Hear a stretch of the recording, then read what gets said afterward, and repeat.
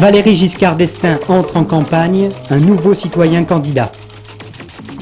Le congrès de Brejnev, la vie quotidienne à Moscou par Michel Meyer. La météo d'Alain Gillot-Pétré, pluie, vent, nuages et 2 doigts de douceur. Mesdames, Messieurs, bonsoir. On s'en doutait un peu, mais il aura fallu attendre le 56e jour qui précède l'élection présidentielle pour savoir que Valéry Giscard d'Estaing avait décidé de solliciter un second mandat à l'Élysée. C'est donc officiel depuis 1 heure, le chef de l'État est candidat, mais le candidat veut se distinguer du président. Je serai, a-t-il dit, un citoyen candidat, pas un président candidat. D'ailleurs, jusqu'à la fin du mois, il fera une campagne d'explication, et puis au mois d'avril, il ira sur le terrain, à Paris et en province. Une échéance qu'il ne considère pas comme une épreuve, mais comme une délivrance. Il a même eu ce mot qui peut étonner. Enfin, je vais pouvoir dire ce que j'ai dans l'esprit et sur le cœur. Je n'en dis pas plus. Je vous laisse écouter cette allocution d'une dizaine de minutes sur fond neutre, sans lambris dorés. Françaises, Français, mes chers amis, dans un peu plus de 50 jours, vous voterez pour le premier tour de l'élection présidentielle. À ce sujet, j'ai 3 choses à vous dire. Je vous rendrai le pouvoir que vous m'avez confié en mai 1974. Ce pouvoir, je me suis efforcé de l'exercer pour le bien de la France et aussi celui des Français, dans la mesure de mes moyens. Je n'ai jamais pensé qu'il m'appartenait. J'ai toujours su qu'il était à vous, qui me l'aviez confié pour la durée de mon mandat. Je vous le rendrai intact. Je veux aussi remercier toutes celles et tous ceux qui m'ont aidé par leur soutien à assumer ma tâche dans ces temps difficiles. Ce ne sont pas les Français les plus bruyants, ce ne sont pas non plus ceux dont la vie est la plus aisée, mais je les ai reconnus. Ce sont ces Françaises et ces Français qui ont fait, qui font et qui, demain, feront la France. Quelle est, à 2 mois de l'élection, la situation politique de notre pays? La crise économique, avec les mécontentements et les inquiétudes qu'elle engendre, et que je comprends, pèse sur les esprits. L'opposition demeure identique à elle-même, avec les mêmes dirigeants acharnés depuis 1958 dans leur lutte contre la Ve République. Dirigeants condamnés par la force des choses, soit à gouverner avec les communistes, soit à trahir leurs électeurs après avoir bénéficié de leur vote, ce qui n'irait pas sans secousses graves. Proposant pour sortir de la crise des formules étatiques et bureaucratiques qui ont échoué partout et dont les défenseurs ont été chassés du pouvoir. En même temps, toutes les informations indiquent de manière évidente qu'aucun autre candidat ne pourrait l'emporter contre l'opposition. Chacun de vous peut comprendre, par un raisonnement simple, qu'il serait conduit à coup sûr, et malgré lui, vers une société dont il ne veut pas, et vers la décadence politique et économique qui s'observe ici et là. Tout l'effort de rétablissement et de remise en ordre, tout le travail courageux des Français pendant les dernières années serait dissipé en quelques mois. Adieu alors la solidité du franc et la liberté d'entreprise. Adieu l'indépendance nucléaire et le rôle de la France dans le monde. On l'a vu se produire ailleurs, on le verrait aussi chez nous. Nous ne pouvons pas accepter que le sort de la France se joue de cette manière. elle ne peut pas être enchaînée à une fatalité qui l'entraîne dans la direction contraire à celle où elle veut aller.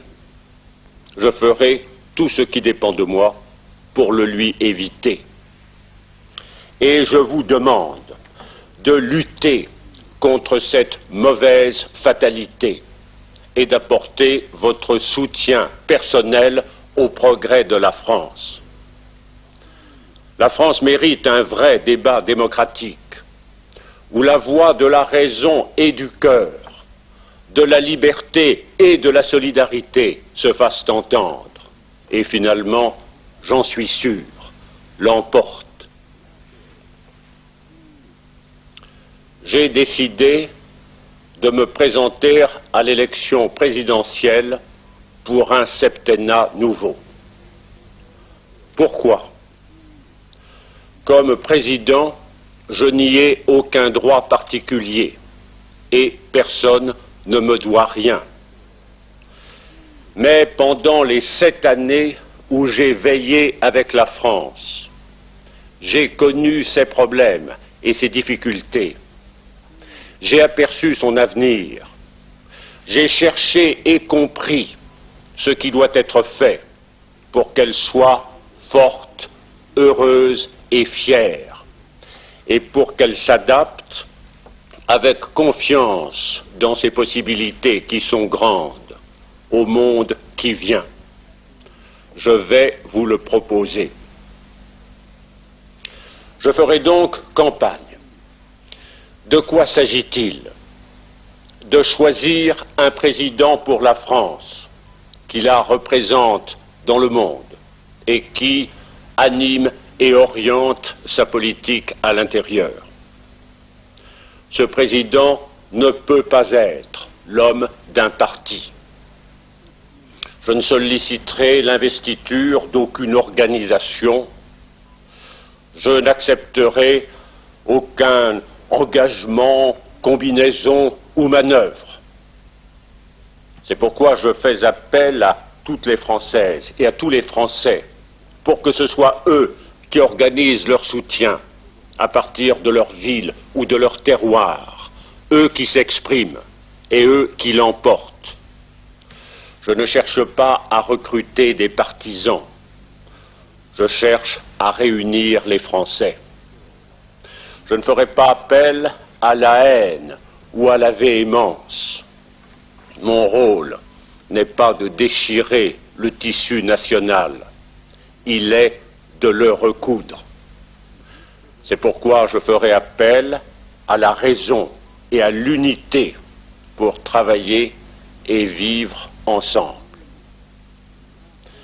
Le président de la République continuera sa tâche jusqu'au bout, ce qui est son devoir. Le candidat s'en distinguera entièrement. Je ne serai pas un président candidat, mais un citoyen candidat. Ma campagne comportera 2 étapes. Jusqu'à la fin du mois, en raison de mes fonctions, une campagne d'information et d'explication.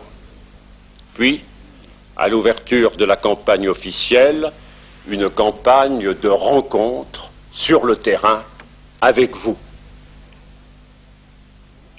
Cette campagne, je ne l'accueille pas comme une épreuve, mais comme une délivrance. Pendant 7 ans, mon devoir d'État et la réserve nécessaire à ma fonction m'ont interdit de m'exprimer en toute liberté. Enfin, je vais pouvoir vous dire, d'homme à homme, ce que j'ai dans l'esprit et sur le cœur. Je rendrai compte de mon mandat, je montrerai comment j'ai respecté les engagements pris en 1974, je dirai les motifs et les circonstances de toutes les décisions importantes de mon septennat. Je montrerai comment, dans la crise économique la plus grave que le monde ait connue depuis 50 ans, la France a fait face et a préparé son avenir. Comment elle a progressé dans son niveau de vie, mais aussi dans sa justice sociale vis-à-vis des personnes âgées, des handicapés, des familles, des travailleurs manuels. Comment elle a protégé sa liberté, comment elle a organisé sa sécurité, comment elle a agi pour la paix, qui était mon premier souci et pour laquelle j'ai pris des risques personnels. Je dirais quels problèmes nouveaux se posent à nous, notamment à notre jeunesse, pour son emploi et pour son avenir, et comment nous pouvons les résoudre. Ce sera l'engagement central de ma campagne. Je ne ferai aucune promesse qui ne puisse être tenue. Un mot personnel avant de vous quitter. Dans ce débat, mon sort n'a pas d'importance. Il n'en a ni pour vous, ni pour moi. Tout s'efface devant le seul choix qui compte, celui du meilleur avenir pour la France. Et ce choix-là, vous le tenez entre vos mains. Bonsoir. Le copain, on va essayer un petit peu de détailler ce qu'a dit le candidat Giscard d'Estaing, et non plus le président Giscard d'Estaing. Alors, il a dit enfin, je vais pouvoir dire ce que j'ai dans le cœur, sur le cœur plutôt et dans l'esprit. Et qu'est-ce qu'il a bien pu garder comme ça pendant 7 ans qu'il n'est pas dit aux Français? Mais si vous voulez, je crois que vous avez raison d'insister sur cette phrase, qui est la phrase essentielle, c'est celle qui frappe le plus parce elle révèle le mieux le nouveau ton employé ce soir par Valéry Giscard d'Estaing. Cette phrase révèle finalement à Valéry Giscard d'Estaing nouveau et différent, et que l'on avait d'ailleurs deviné, à vrai dire, ces dernières semaines à travers quelques mots ou même parfois quelques gestes. Je me souviens qu'il y a quelques années, un ami du président de la République disait à quelques journalistes qui d'ailleurs paraissaient en douter, vous verrez, cet homme est en fait une lame d'acier. Eh bien, je crois que la lame d'acier s'est effectivement découverte ce soir. Ce que Valéry Giscard d'Estaing a dans l'esprit et qu'il se sent libre de dire aujourd'hui, c'est à la lettre de ses propos, c'est tout simplement son bilan et c'est aussi le cœur de sa campagne, c'est-à-dire l'emploi et l'avenir des jeunes. Mais je crois que ce qui est plus important, c'est ce qu'il a sur le cœur et qu'il est prêt à dire, et cela c'est un avertissement à ceux qui pourraient l'attaquer sur un autre terrain. Il est prêt à rendre coup pour coup ce qu'il ne pouvait pas faire, et c'est je crois l'explication de sa phrase, ce qu'il ne pouvait pas faire depuis 7 ans qu'il était président de la République. Aujourd'hui, il part en campagne comme on part au combat. Il se jugeait un petit peu enchaîné. Alors l'adversaire est désigné, là c'est François Mitterrand. Bien, il est clair que c'est François Mitterrand. C'est à François Mitterrand que Valéry Giscard d'Estaing assène, réserve ses premiers coups, des coups qui sont donnés, je dois le dire, et quoi qu'en dise le président de la République, avec quand même une certaine véhémence. Et si vous voulez, il est clair que c'est François Mitterrand qui est visé lorsque Valéry Giscard d'Estaing parle de cette opposition toujours identique à elle-même et de ses dirigeants qui, depuis 1958, sont acharnés contre les institutions de la Ve République. C'est encore lui qui est en cause à travers le dilemme présenté, ou bien gouverner avec les communistes, ou bien trahir l'électorat, et c'est encore lui qui est condamné à travers des mots comme les formules bureaucratiques et étatique. Si dans le Figaro Magazine, ces jours derniers, le président de la République parlait de désordre, aujourd'hui il met en garde des Français contre la mauvaise fatalité. Je pense que cette expression sera beaucoup commentée, fera l'objet de pas mal de réactions dans les jours qui viennent. Et Jacques Chirac, lui, n'existe pas plus que les autres candidats d'ailleurs. Eh bien, il existe très peu. Une seule phrase le concerne, quoiqu'il ne soit pas nommé, pas plus d'ailleurs que François Mitterrand. C'est la phrase dans laquelle Valéry Giscard d'Estaing explique que des données précises montrent qu'aucun autre candidat que lui-même ne peut battre l'opposition. Monsieur Chirac se trouve en quelque sorte marginalisé, et le président de la République précise en plus qu'il n'est pas question pour lui de se prêter à des manœuvres ou à des combinaisons quelconques. Rien non plus pour Georges Marchais, du moins pas directement les questions des communistes qu'indirectement comme d'éventuels participants à un gouvernement de François Mitterrand. Valéry Giscard en campagne partant au combat a une cible très claire, François Mitterrand. Alors, comme nous l'avons fait lors des déclarations de candidature de Michel Debré, de Jean Marchais, de François Mitterrand et de Jacques Chirac, par ordre chronologique, une rétrospective des différents événements qui ont précédé cette déclaration de candidature pour Valéry Giscard d'Estaing. Le choix est simple, nous remontons le septennat, nous sommes en mai 74, au lendemain de la victoire, et c'est Paul Amar qui feuillette pour nous l'album de l'Élysée. Premier temps, le temps des surprises. Les Français découvrent leur nouveau président qui parcourt à pied l'avenue des Champs-Élysées, va dîner chez monsieur et madame Dupont et ralentit le rythme de la Marseillaise. Mais le changement ne se limite pas à quelques innovations. Le chef de l'État tient en effet à améliorer la condition des personnes âgées dont le minimum vieillesse est relevé, des jeunes qui peuvent désormais voter à 18 ans et des femmes. La contraception, le divorce et surtout l'avortement ne sont plus des sujets tabous. Le Parlement accepte le principe de l'interruption de grossesse. Le projet de loi passe grâce à la gauche, mais les clivages traditionnels réapparaissent à l'occasion des cantonales, les premières élections du septennat. Succès pour l'opposition, la majorité est secouée, et les rapports aigre-doux entre giscardiens et gaullistes provoquent la démission du Premier ministre. Jacques Chirac s'en va parce qu'il estime ne pas disposer des moyens nécessaires pour exercer ses fonctions. Le successeur Raymond Barre, son objectif, lutter contre l'inflation et le chômage. Le nombre des demandes d'emploi aura en effet triplé en 7 ans. Pour enrayer le mal, un seul remède, selon le gouvernement, dépendre le moins possible des pays pétroliers, qui en 7 ans multiplient par 10 le prix de l'or noir. La France décide donc de privilégier le nucléaire. Mais la mission de Raymond Barre consiste aussi à ressouder la majorité, une mission difficile. La gauche emporte les municipales et malgré la rupture entre socialistes et communistes, croit à ses chances aux élections législatives de 78. Valéry Giscard d'Estaing décide alors de s'engager. Vous pouvez choisir l'application du programme commun. C'est votre droit. Mais si vous le choisissez, il sera appliqué. Ne croyez pas que le président de la République ait dans la Constitution les moyens de s'y opposer. Et j'aurais manqué à mon devoir si je ne vous avais pas mis en garde. Surprise, la majorité garde la majorité, mais la bataille a été rude. Valéry Giscard d'Estaing veut décrisper la vie politique et invite à l'Élysée les dirigeants de l'opposition. Invitation acceptée par François Mitterrand, un événement sous la Ve République, mais le chef du Parti socialiste est formel, dialoguer, oui, se rallier, non. Georges Marchais accepte lui aussi et tient le même langage sur le perron de l'Élysée. La réponse de Robert Fabre ne surprend pas, il avait déjà rencontré le président. Et les syndicalistes vont l'imiter, ils en profitent d'ailleurs pour exprimer des revendications précises. Mais cette détente ne bouleverse pas le paysage politique. Les 4 grands partis ont une nouvelle occasion de s'affronter, les élections européennes. L'UDF devance les autres mouvements. Ce succès conforte la position du président qui consacre une large place à la politique étrangère et d'abord à l'Europe. Die große Aufgabe meines Lebens. L'entente franco-allemande a été la plus grande tâche de ma vie. Deuxième objectif, poursuivre la politique africaine du général de Gaulle, une politique critiquée par l'opposition qui reproche à Valéry Giscard d'Estaing d'avoir entretenu des relations personnelles avec certains chefs d'État africains, comme Bokassa. Troisième objectif, favoriser la paix au Proche-Orient, mais en insistant sur le droit à l'autodétermination des Palestiniens.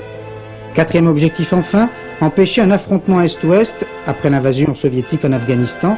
Pour Valéry Giscard d'Estaing, la seule manière d'y parvenir, le dialogue, et à son avis, le voyage à Varsovie, un voyage controversé, s'imposait.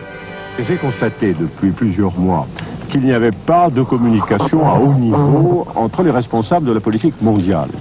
Or, les communications ne règlent pas les problèmes, mais l'absence de communication accumule les malentendus. Et il est donc important de dire dans les termes les plus nets comment nous analysons la situation internationale, même lorsque notre position est différente. Et sur le cas de l'Afghanistan, elle est, je l'ai dit, différente. Cette explication illustre la démarche du président, une démarche qu'il définit lui-même par 2 mots, libéralisme et fermeté. Exemple, le chef de l'État propose à l'ONU une conférence sur le désarmement, mais il n'hésite pas à envoyer des soldats à Kolwezi pour sauver les ressortissants français. Et il insiste bien, pas question d'abandonner l'arme nucléaire et la dissuasion, pas question de brader l'indépendance. Deuxième exemple, en 1974, Valéry Giscard d'Estaing souhaite humaniser les conditions de vie dans les prisons, mais en 1980, le projet de loi adopté au Parlement vise à réprimer plus sévèrement la délinquance. Troisième exemple, le chef de l'État lance obstinément des appels à l'unité et rencontre ses adversaires politiques en province. Mais quand le débat s'engage, il réplique et attaque vivement. Et à ceux qui lui reprochent d'avoir eu de politique ou de visage au cours de son septennat, Valéry Giscard d'Estaing répond et répondra qu'il a choisi la ligne du juste milieu.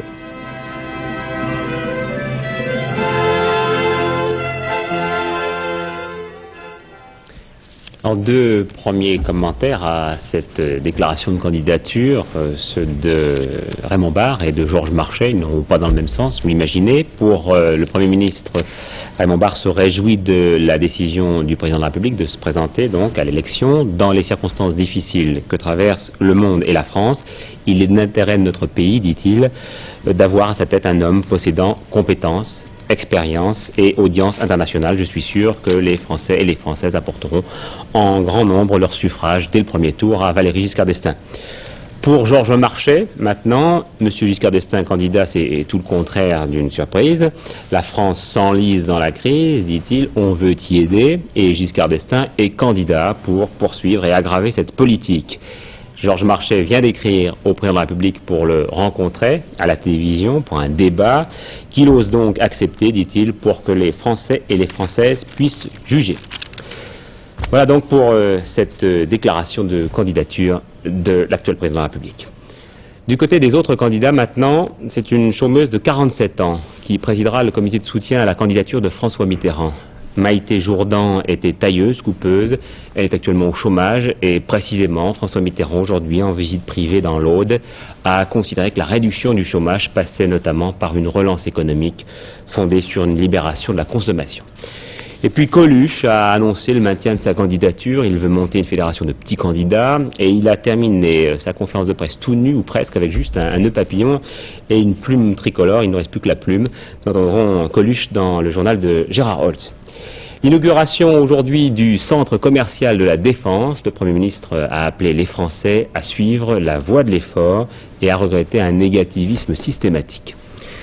La mort de Louis Vallon, ancien député gaulliste jusqu'en 1973, gaulliste de gauche, il fut fondateur de l'Union démocratique du travail, il avait 80 ans.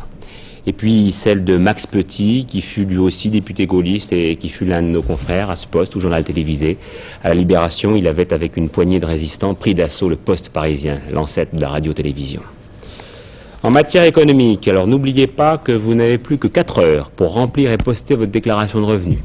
Qu'il faut vous attendre si vous habitez Paris à des perturbations dans le métro. Demain, la CGT appelle ses adhérents à cesser le travail pendant 24 heures, le jour donc des obsèques du conducteur de la rame accidenté à la station Nation.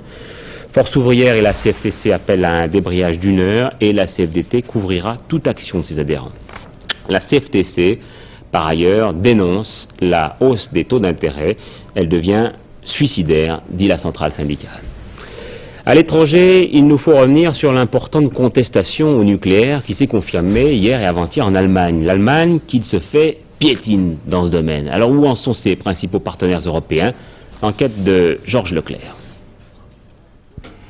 Depuis plus de 3 ans, la contestation nucléaire bloque le programme allemand. Aux manifestations comme celle de ce samedi à Brockdorf, près de Hambourg, il faut ajouter la situation politique allemande, un pouvoir régional très fort, celui des Länder, et un désaccord au sein même du parti dirigeant, le SPD. Helmut Schmidt est pro-nucléaire, au contraire d'un grand nombre de ses jeunes députés. Difficile alors de lutter contre les pouvoirs locaux qui souvent refusent le nucléaire chez eux, même si leur parti est pour. C'est le cas à Gorleben en Basse-Saxe où un chrétien démocrate a voté contre le nucléaire parce qu'il voulait voter contre Helmut Schmidt.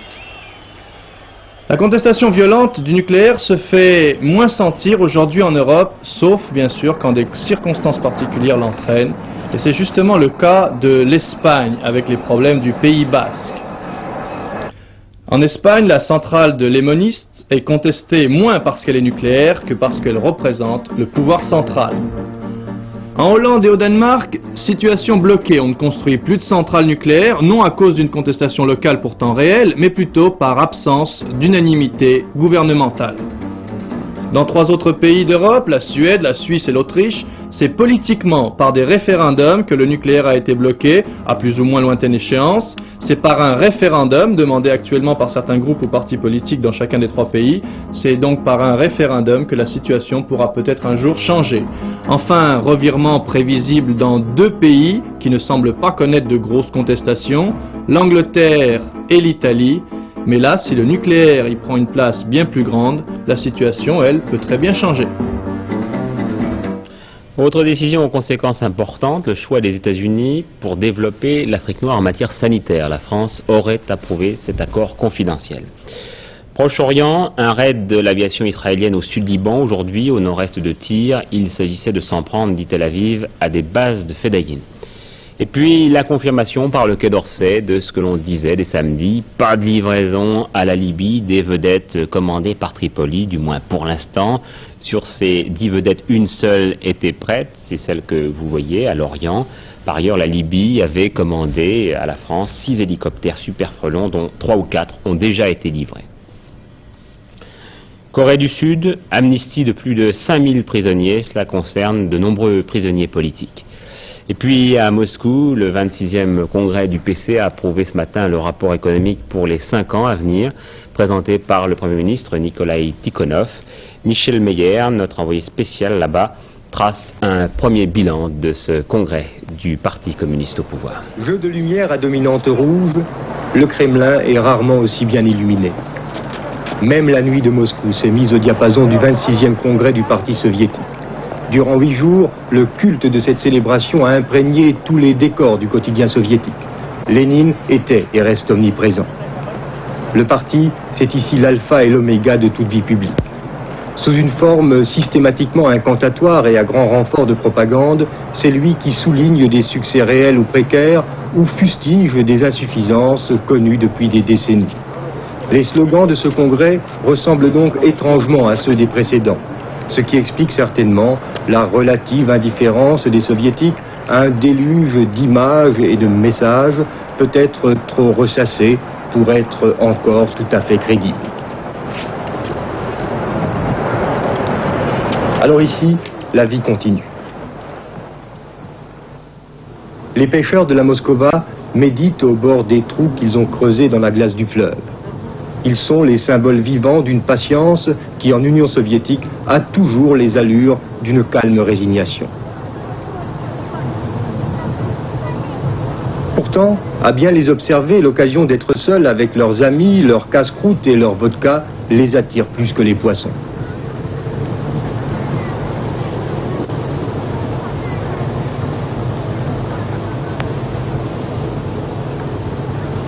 À 2 pas de là, d'autres moscovites s'adonnent aux joies du ski.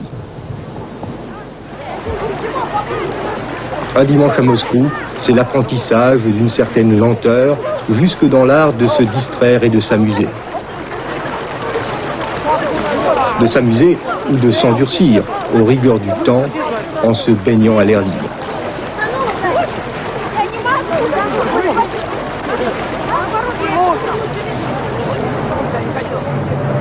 Vivre à Moscou, c'est pouvoir jouir d'une existence relativement privilégiée dans la mesure où l'approvisionnement de la ville est plutôt satisfaisant, surtout au moment d'un congrès.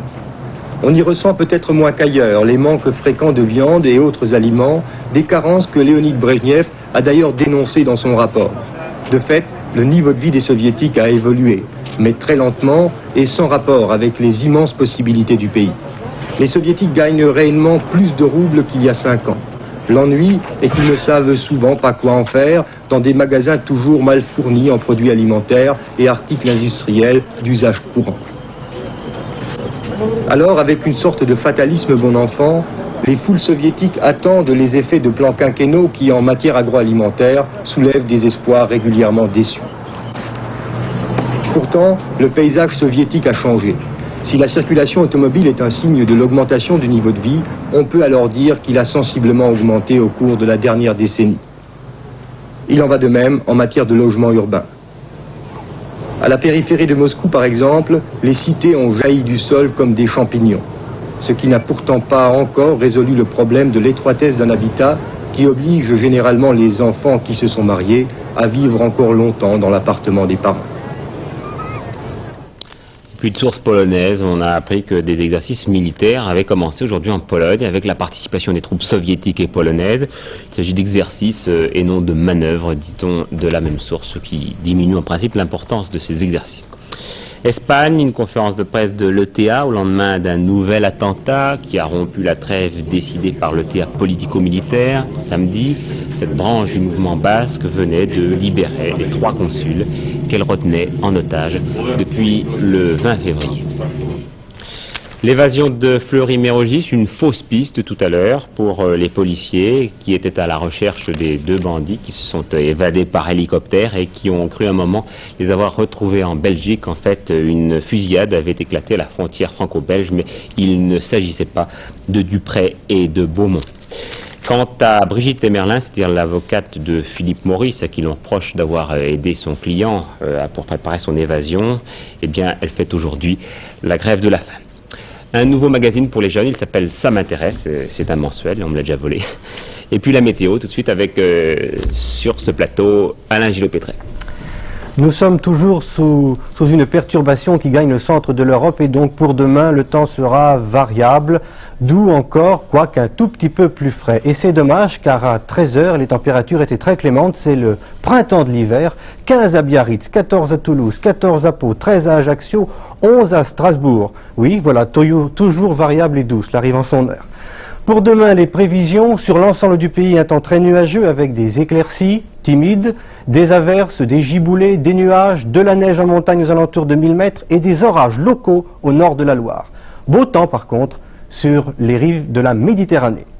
Les températures seront un tout petit peu plus fraîches, d'abord pour le nord, l'est et le centre, plus 5 degrés le matin en moyenne, plus 8 l'après-midi. Au sud, plus 6 degrés le matin, plus 12 degrés l'après-midi, c'est tout de même encore très acceptable. Enfin, demain, notre petit agenda, le soleil, il s'agit, je vous précise, des heures civiles, c'est-à-dire pour les spécialistes, temps universel plus 1, lever 7h30, coucher 18h36. C'est la Saint-Guénolé, mais c'est aussi Mardi Gras, alors pour les enfants, ils pourront demain prendre la tête qu'ils veulent, des gens qu'ils aiment bien, n'est-ce pas Patrick ? Ah, d'accord.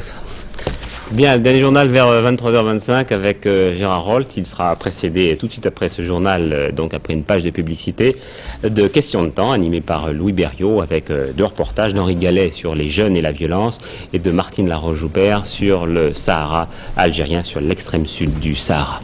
Puis demain, Antenne de Midi recevra le PDG de Rhône-Poulenc, Jean Gandois. Je vous souhaite à tous une excellente soirée. Je vous rappelle l'information essentielle de ce journal. Valéry Giscard d'Estaing, candidat à un nouveau mandat à la présidence de la République depuis 1h30 maintenant. Bonsoir à tous, à demain 20h.